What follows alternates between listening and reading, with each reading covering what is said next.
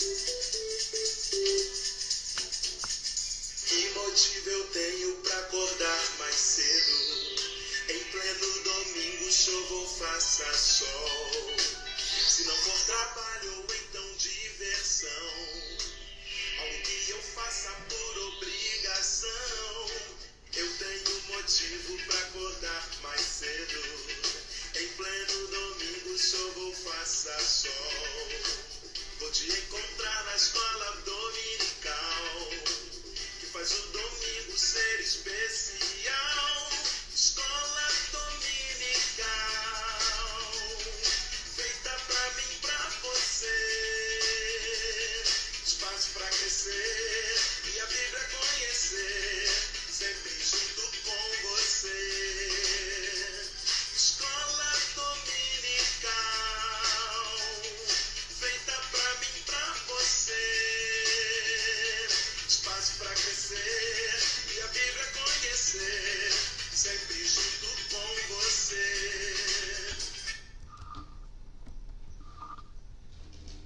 Bom dia a todos na paz do Senhor Jesus. Estamos aqui com mais uma Escola Bíblica Dominical online, aqui pelo Facebook da sua Catedral da Assembleia de Deus, Ministério Zona Norte de Macapá. Eu sou o pastor Danilo Estélio e você fica conosco a partir de agora com a nossa lição abençoada, nossa lição número 7, que temos para estudar hoje, que é o homem, a glória da criação. Isso nós estamos dentro do contexto das criaturas de Deus. Já falamos nas primeiras lições sobre Deus, quem Ele é, sobre Cristo, sobre o Espírito Santo. Depois nós falamos sobre as criaturas de Deus. E entre essas criaturas, em primeiro lugar, nós estudamos sobre os anjos. Depois vimos também os anjos caídos. E agora nós falamos sobre o ser humano, o homem, a glória da criação. O nosso texto áureo nos fala: também disse Deus, façamos o homem à nossa imagem, conforme a nossa semelhança. Está em Gênesis, capítulo 1, versículo 26.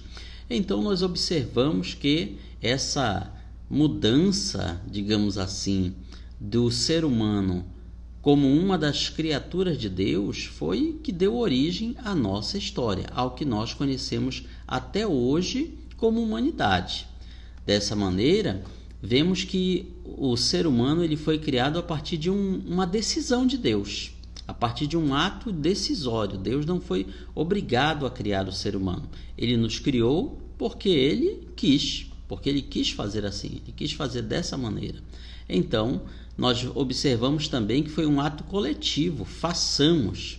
Aí tem um plural. Que plural é esse? É a Trindade. É Deus Pai, Deus Filho e Deus Espírito Santo falando entre si e decidindo o que fazer.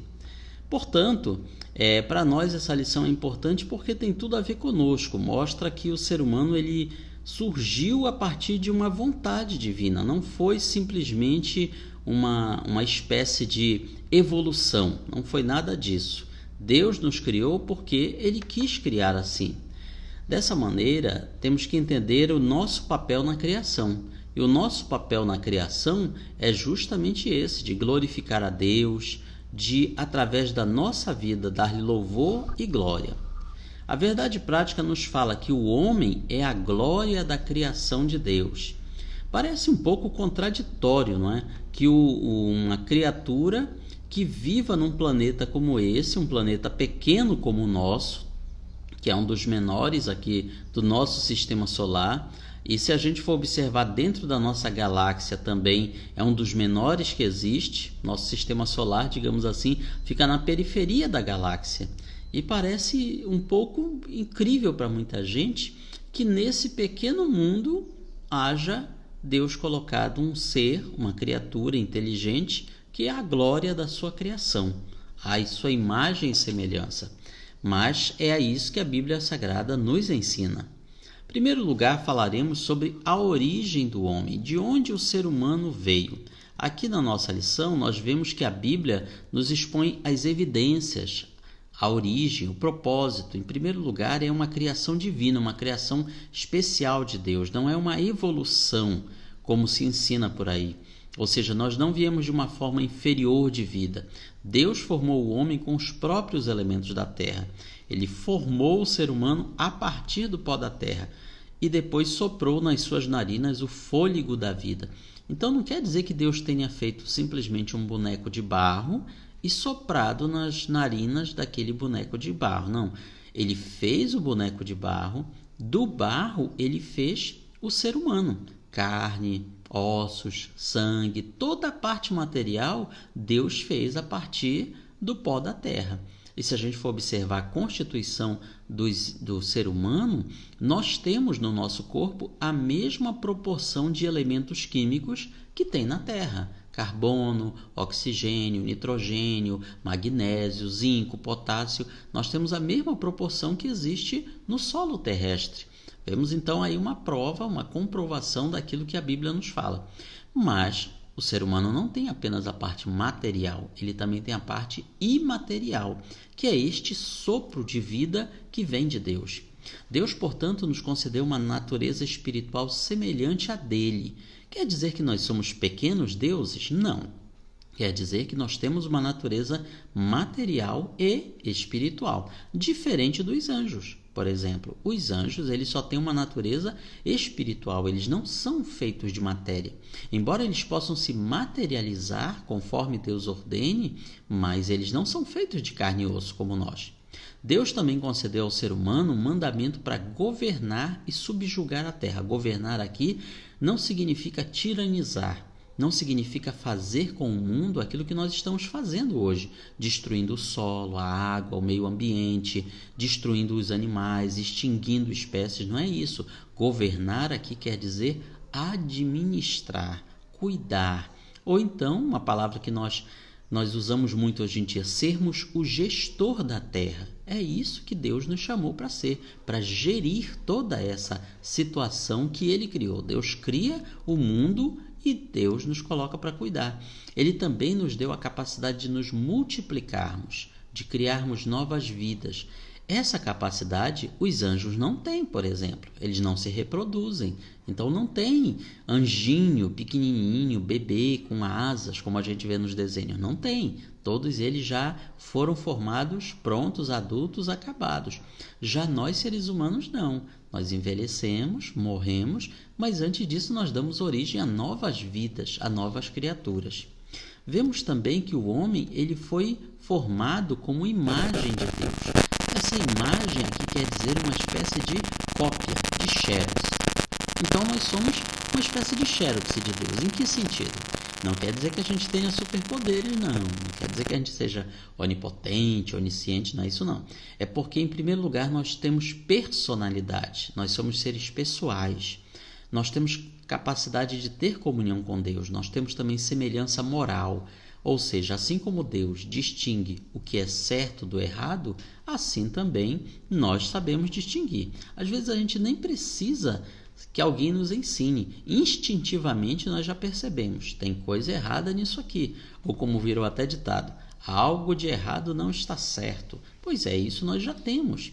Claro, esse sentido a gente vai aperfeiçoando ao longo do tempo.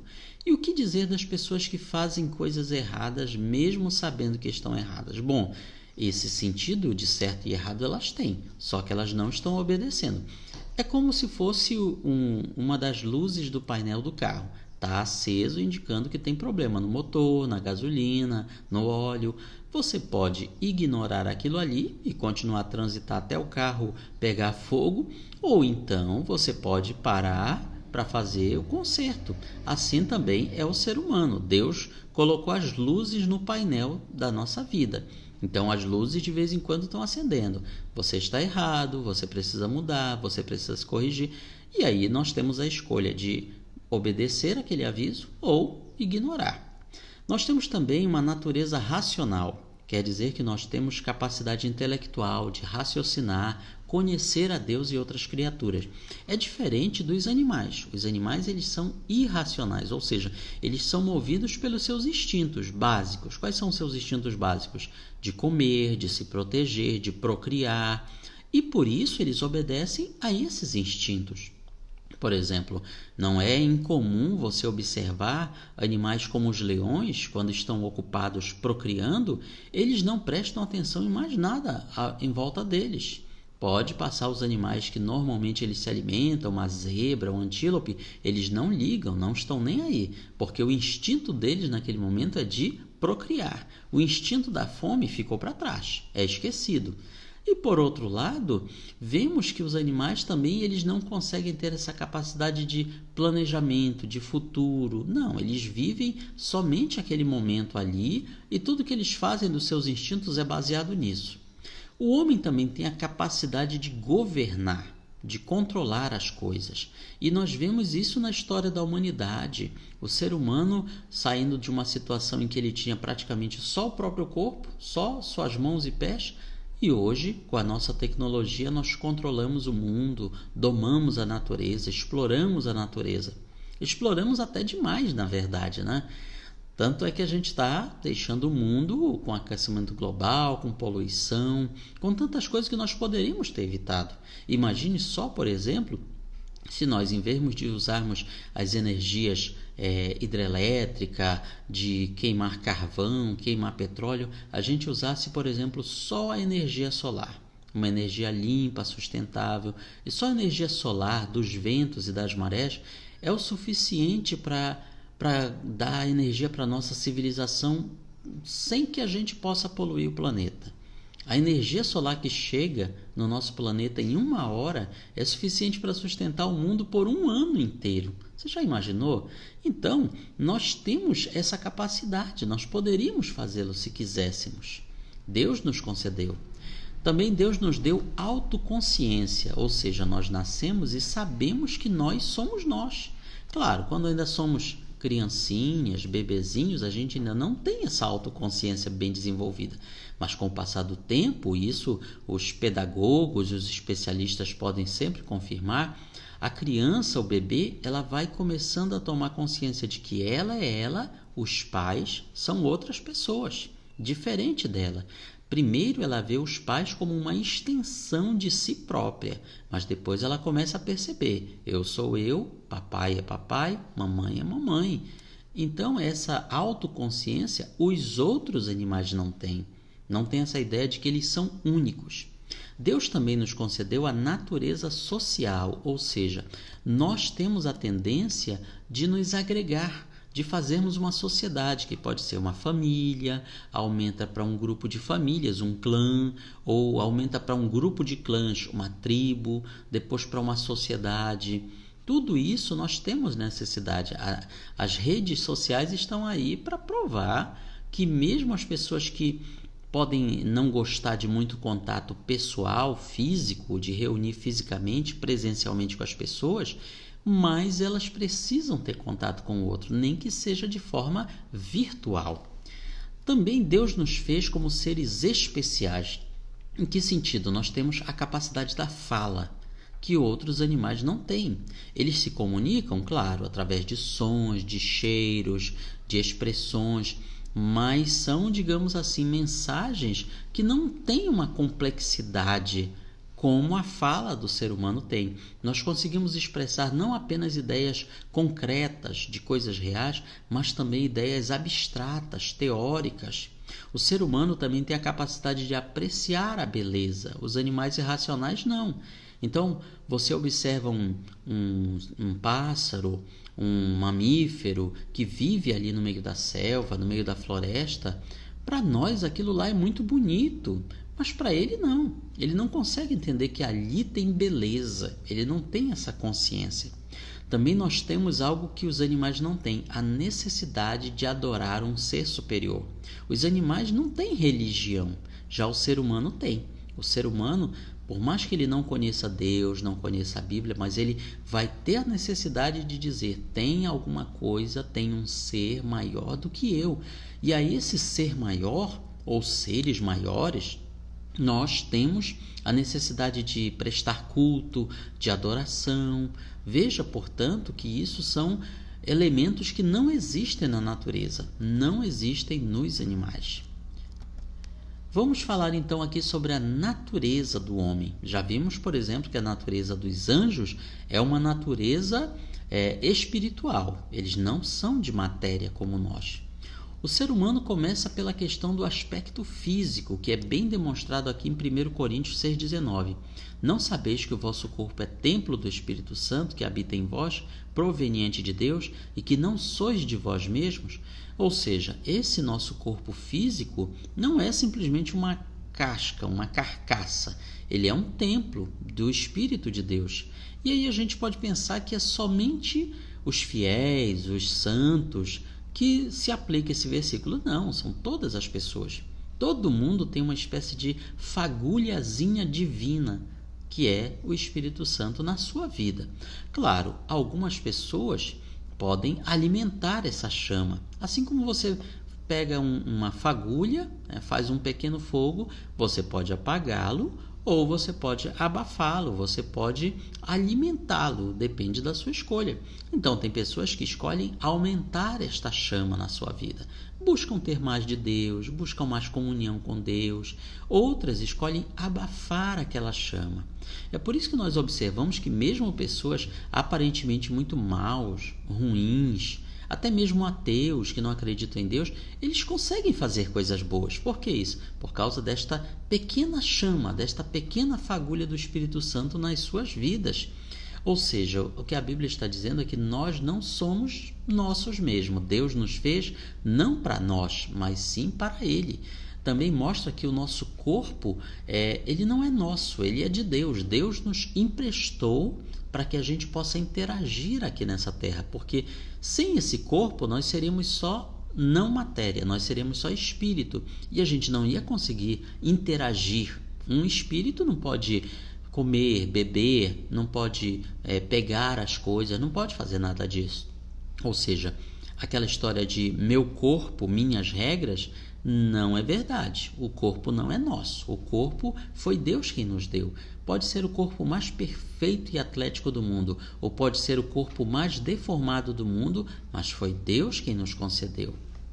Vemos também aqui, ainda dentro do aspecto físico, nós vemos um ponto interessante que nos destaca, é que justamente os nossos corpos, após a morte, eles entram em decomposição, ou seja, esse nosso corpo físico, ele está destinado a acabar. O nosso corpo já nasce, digamos assim, caminhando para morrer. O nosso próprio DNA, que nos sustenta, que diz o que é que nós vamos ser, ele tem uma quantidade limitada de vida, ele já tem um tempo certo de vida, ele se replica, ele se duplica, mas não infinitas vezes, ele já tem um número certo, ou seja, nós já nascemos prontos para acabar. Após a morte, o nosso corpo volta ao pó, volta à decomposição, tanto é que um corpo humano deixado ali na natureza, ele volta aos seus elementos naturais. Após algum tempo ele desaparece totalmente, após muito tempo. Portanto, esse nosso corpo físico, apesar de ser algo perecível, porém, ele tem a promessa da ressurreição, ou seja, todos irão ressuscitar, tanto bons quanto maus. Uns no momento, outros no outro momento. Então, Jesus sempre honrou o corpo humano. Também vemos aqui os aspectos imateriais do ser humano, que são, por exemplo, aqui em Hebreus 4:12, o texto que fala da palavra de Deus como algo que pode penetrar até a divisão da alma e do espírito. Então, veja que além do corpo tem outras duas coisas chamadas alma e espírito. Uma não se confunde com a outra, e a Bíblia está dizendo assim, a palavra de Deus, ela consegue achar onde é que termina um e começa o outro. Ou seja, nós não conseguimos nem sequer descobrir onde é que termina o corpo e começa a alma, mas Deus sabe onde termina a alma e começa o espírito. Essa divisão aí é a parte imaterial, é aquilo que não pode ser medido, cheirado, tocado. Teve até gente que já fez experiências aí para tentar medir o peso da alma, disse que pesava tantos gramas, mas na verdade é só o ar que tem nos nossos pulmões que sai quando nós morremos. Mas isso não é a alma. Isso não é a alma. A alma não é algo que você possa medir, que você possa pesar. Ela é imaterial, ela não é feita de matéria. A alma envolve o quê? Primeiro, o nosso intelecto. Nós pensamos. Pode ser a pessoa mais burra e iletrada do mundo, mas ela tem um intelecto. Nós temos também vontade, ou seja, capacidade de decidir, de escolher. E para isso não precisa a gente ser um gênio da matemática, não. Qualquer pessoa tem essa autodeterminação, essa força de vontade. Também nós temos na alma as emoções, alegria, tristeza e tantos outros sentimentos. Já o espírito envolve o quê? A fé, a capacidade de crer num ser superior e o conhecimento de si mesmo. O conhecimento significa que é aquela autoconsciência. Também nós vemos aqui os aspectos morais. 1 Timóteo 4,12 fala de nós sermos exemplo dos fiéis na palavra, no trato, no amor, no espírito, na fé, na pureza. Isso envolve a nossa capacidade moral, ou seja, o certo e o errado. Como eu falei antes, todo mundo tem esse sentido de certo e errado. Agora tem gente que escolhe seguir mais o lado do errado do que do certo. O problema é que a nossa tendência já é de seguir o que é errado, de fazer o que é errado. Então nós temos, digamos assim, fazendo uma comparação. É como se você tivesse um carro, esse carro está desalinhado. Ele vai sempre puxar o volante para uma das direções. Você vai ter que fazer força no volante para ele não ir só para aquela direção. Para manter o carro reto, você vai ter que dar uma força maior no volante. Pois é, então cada um de nós é como se fosse um carro desalinhado. A gente puxa sempre para fazer o que é errado. A gente tem mais facilidade de fazer o errado do que de fazer o certo. Então, a gente tem que fazer força para que nós conseguimos fazer o bem. Fazer o bem para nós é difícil. Nós temos que fazer força, temos que nos esforçar para fazer o bem.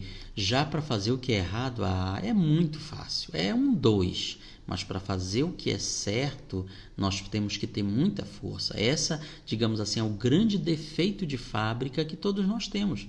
Mas como é que ficam pessoas que, por exemplo, nós temos pessoas que têm tanta facilidade de fazer o que é certo? Como é que é isso? Poderemos dizer que são pessoas que nascem um pouco menos desalinhadas do que as outras. Tiveram uma criação, alguma coisa na sua vida que elas não são tão desalinhadas quanto outras pessoas. O terceiro tópico fala sobre a imortalidade do homem, que é um ponto muito polêmico. Tem muitos grupos religiosos aí dizendo o ser humano não é imortal. Então, quando a gente morre, acaba tudo. Aí um dia Deus vai reconstruir tudo, Deus vai ressuscitar.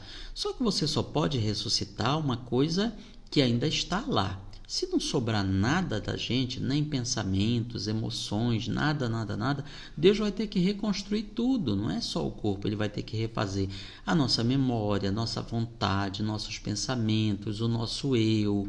Então, não tem muita lógica Deus recriar tudo isso quando, na verdade, continua existindo. O ser humano é imortal num sentido espiritual, ou seja, a nossa parte não material, ela permanece depois da morte. O que morre é só o nosso corpo, porque ele é matéria. E a matéria, a tendência dela qual é? Enferrujar, perecer, oxidar. Isso acontece com qualquer matéria, qualquer uma, ela sofre essa degeneração e o nosso corpo ele não é diferente. Então começa falando aqui da morte física.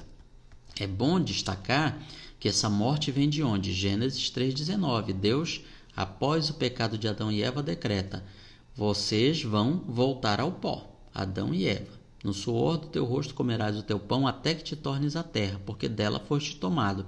Porquanto és pó, e em pó te tornarás.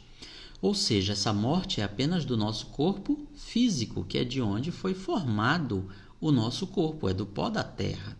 A morte física acontece por isso. É bom lembrar que a palavra morte, ela quer dizer separação. Então, o que separa? A parte matéria e a parte não matéria. É isso que separa. E aí tem uma pergunta muito interessante, que é dentro desse contexto. Nós temos uma alma ou somos uma alma? Tem gente que faz essa divisão. Quando os que defendem que nós somos uma alma, querem dizer, na verdade, o seguinte: querem dizer que esse nosso corpo físico já é a alma. Eles misturam. Olha, a alma é só as nossas emoções, ou seja, quando morre o corpo, morre também a alma. É aquela velha doutrina da morte da alma ou do sono da alma. Mas, na realidade, nós podemos dizer que a resposta correta é as duas coisas. Nós somos uma alma, por um sentido, por um ponto de vista, e nós temos uma alma, que seria o quê? A parte não material do nosso ser. A parte que você não pode pegar, sentir, cheirar. Ninguém pode ver a alma do outro, só Deus é que vê.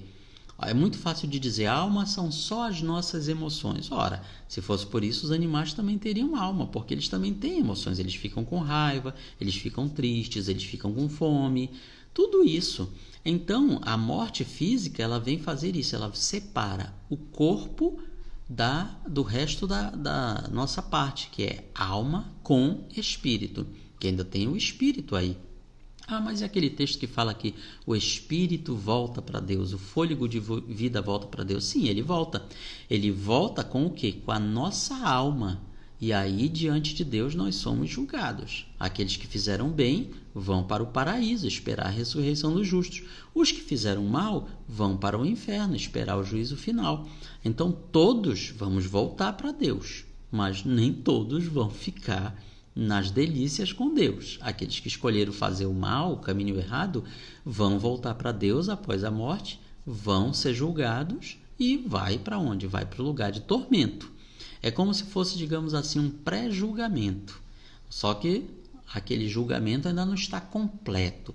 Lembra, por exemplo, o tribunal do júri? Ele tem duas fases de julgamento. Quando você vê a pessoa chegar a ser julgada pelo júri, ela já foi julgada antes por um juiz que determinou, olha, aqui tem provas suficientes para abrir um caso que vai para o júri. Já teve um julgamento antes, uma primeira fase. Então, essa primeira fase acontece quando? Quando nós morremos. Dali nós vamos ao paraíso ou ao inferno. Os que vão para o paraíso vão esperar o dia da ressurreição dos justos, e os que vão para o inferno vão esperar o dia do juízo final. Tudo isso acontece pela morte física, que vai ter com todos nós, ou seja, nós já nascemos destinados a morrer. Ainda dentro da nossa lição, o nosso comentarista ele destaca o seguinte, que a alma e o espírito não desaparecem. Então, a nossa alma ela continua existindo, não nesse plano físico aqui. Então, tem pessoas que falam, olha, as almas, falam até em tom de zombaria, as almas, os Gasparzinhos, estão ali dormindo no pó da terra. Não estão. O que está no pó da terra são os corpos, as carcaças, digamos assim. Mas as almas não estão aqui nessa terra, não estão no nosso plano, nós não temos contato com elas. Então quem fala, olha, eu conversei com a alma de fulano e de cicrano. Não foi não. As almas das pessoas não ficam nesse nosso plano material, nós não temos acesso a elas. Elas ficam em um outro plano espiritual ao qual nós não temos acesso. Então a morte física é isso, o nosso corpo para de funcionar. Quantas vezes a gente não vê nos atestados de óbitos, causa da morte, falência múltipla de órgãos, ou seja, a máquina parou de funcionar, chegou no limite dela, não funciona mais, não roda mais. Não adianta trocar um coração, um pulmão, um fígado, um rim, não adianta. Ela simplesmente parou de funcionar, chegou no ponto final dela. É isso que acontece com o nosso corpo físico. Mas a parte imaterial, isso não acontece. Eles voltam para Deus e lá continuam existindo, num outro plano espiritual. E por que nós morremos? Romanos 5,12 esclarece, por causa do pecado. Por um homem, que foi Adão, entrou o pecado no mundo e pelo pecado entrou a morte. E a morte passou para todos os homens. Então, Adão pecou e por causa do pecado dele, todos nós estamos destinados a morrer fisicamente. Essa foi a consequência. Mas observe que a morte de Adão espiritual aconteceu na hora. Deus falou para Adão, no dia em que você comer desse fruto proibido aqui, da árvore do conhecimento do bem e do mal, você vai morrer. E ele morreu no mesmo dia, espiritualmente. Fisicamente não. Fisicamente ele ainda viveu 930 anos. Então, A gente não sabe quanto tempo Adão viveu no paraíso antes disso, mas sabe que depois ele ainda viveu 930 anos, quer dizer, ele formou gerações e gerações de filhos e filhas. A tradição judaica fala que Adão e Eva tiveram 39 filhos homens e 21 filhas mulheres. A Bíblia não diz isso. Estou só mencionando aqui o que a tradição judaica fala para a gente ter uma ideia de que eles tiveram muitos filhos e filhas, ou seja, eles formaram várias gerações. Essa morte física, portanto, ela veio por causa da maldição que foi imposta. Você já imaginou o ser humano pecador e errado do jeito que é? Se a gente vivesse muito, se a gente vivesse eternamente, tivesse, digamos, 100, 200, 300 anos de vida, o mundo estava pior do que está hoje. O que muitas vezes limita a maldade do homem é a morte física dele. Você não vê quantos conquistadores, pessoas assim que tiveram influência na história, o que foi que barrou a maldade deles? A morte física deles, senão eles tinham continuado, eles tinham prosseguido, eles tinham feito outras coisas mais. Portanto, a razão da morte é essa. E a questão da imortalidade?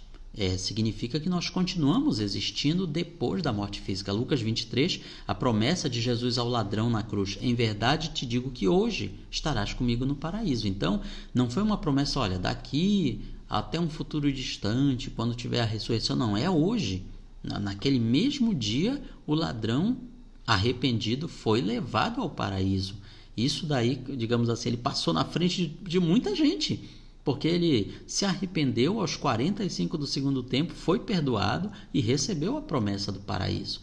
Jesus não disse, olha, você vai dormir no pó da terra e daqui a muitos séculos, quando eu ressuscitar os justos, aí você também vai para o paraíso. Não, é hoje mesmo.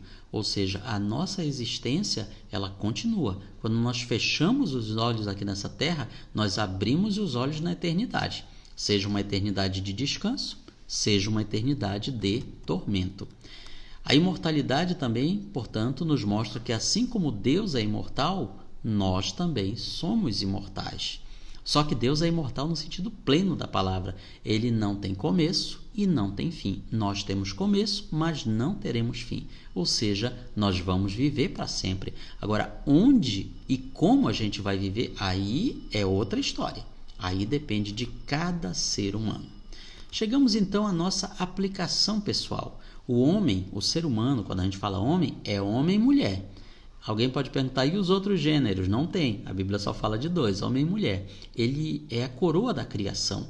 Cada ser humano, por mais apagado que pareça, mas cada um de nós é coroa da criação de Deus. Não devemos viver então como se fôssemos um produto de um acaso, um acidente do destino. Cada um de nós está aqui nesse mundo com um propósito glorioso. Então devemos viver para a glória de Deus, descobrir qual é este plano de Deus na nossa vida e nos portarmos dessa maneira. Esse, portanto, é um breve resumo da nossa lição. Com certeza você, estudando, reestudando na sua casa, você vai encontrar muito mais subsídios, muito mais informações para que você entenda o seu papel aqui neste mundo, glorificar a Deus e abençoar o próximo. Mais uma vez, nós desejamos a você uma semana repleta de bênção, de paz, de vitórias e conquistas. Grande abraço para o nosso reverendo Dimas Leite Rabelo, pastor Gesiel Oliveira, pastor Elinai Rabelo, toda a demais equipe de obreiros ali da Assembleia de Deus Ministério da Zona Norte, também das demais igrejas co-irmãs que nos assistem. Deus abençoe a todos vocês e que o Senhor continue convosco. Até o próximo domingo, se Deus quiser, com mais uma Escola Bíblica Dominical online.